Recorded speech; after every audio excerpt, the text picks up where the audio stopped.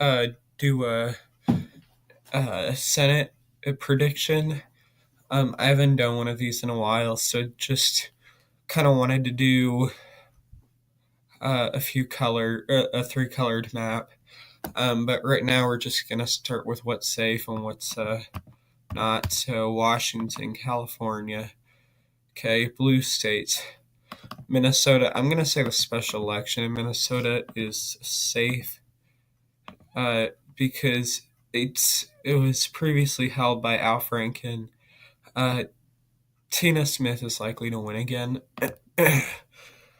John Barrasso is most likely going to win in Wyoming. Mitt Romney, that doesn't require much discussion. Martin Heinrich, I'd say the seat isn't very competitive. Uh, this was a state that kind of survived 2014. So I'd say, Martin Heinrich's seat is pretty safe. And then Maine, Angus King, he's not necessarily going to run as a Democrat. He's probably going to run as a uh, independent again, just like Bernie Sanders, but they both caucus with the Democrats. And then all of these really solidly blue states with Democratic incumbents. Pennsylvania, I'm going to say is safe for Bob Casey. Tim Kaine, that seat isn't really up for much debate, and then Mazie Hirono. They're all incumbents in blue states. Florida, this is why we're going to use the three colors. Texas, likely to go for Ted Cruz. He's the incumbent in a state that's becoming more and more Democratic. That's why it's not solid for him. Florida, I'd say likely Bill Nelson, because he's, again, the incumbent. He's been a senator there for a long time. He's fairly popular in a fairly swing state that's also becoming bluer. Montana, I'd say likely for John Tester. It's all dependent on who the nominee is. But, in terms of Republican challengers, I'd say there's a couple. However, if you look at, previous governor races in Montana, Greg Gianforte ran against Steve Bullock. But Steve Bullock was popular, and so was John Tester. And Steve Bullock ended up winning. North Dakota, I'm saying, is likely to go for Kevin Kramer now. I had this blue for a long time. I'd say right now it's got the lightest tint of red. It could go either way, but I think Heidi Heitkamp is at a very vulnerable position.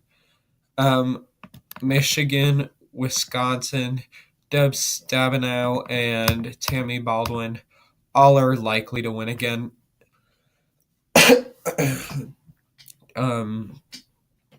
Bluish states that ended up going red in 2016. Ohio, Sherrod Brown isn't likely to lose. Again, he's a popular senator with he's going to likely win. Missouri, Claire McCaskill it's leaning blue right now. I'd say it's on the edge of leaning blue to likely blue. So it's not necessarily like it's super competitive, but she still has to get out there and fight hard for it, and there still has to be turnout. Tennessee, I've said it before, Phil Bredesen, I think, is going to win. 270 to win says it's safe red. I disagree. Phil Bredesen had great approval ratings when he was governor. He's liked fairly well in Tennessee, and I don't see Tennessee flipping. West Virginia. Uh, I'd say Joe Manchin could win this race. Again, these are candidates that are more likely not to support their party, but more to support their state.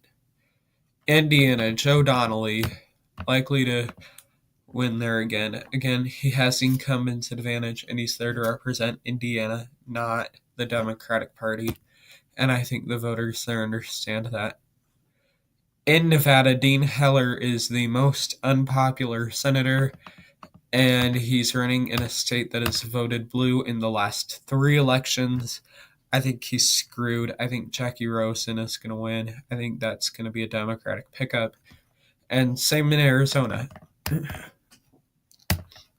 Arizona, we don't necessarily have very predominant candidates, but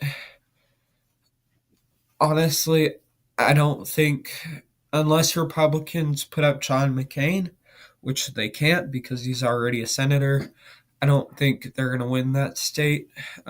So I think it's pretty fair to say that that's going to be a Democratic pickup, especially with a state that's growing blue. So thank you for watching. Senate makeup 51-49. Democrats take back the Senate. So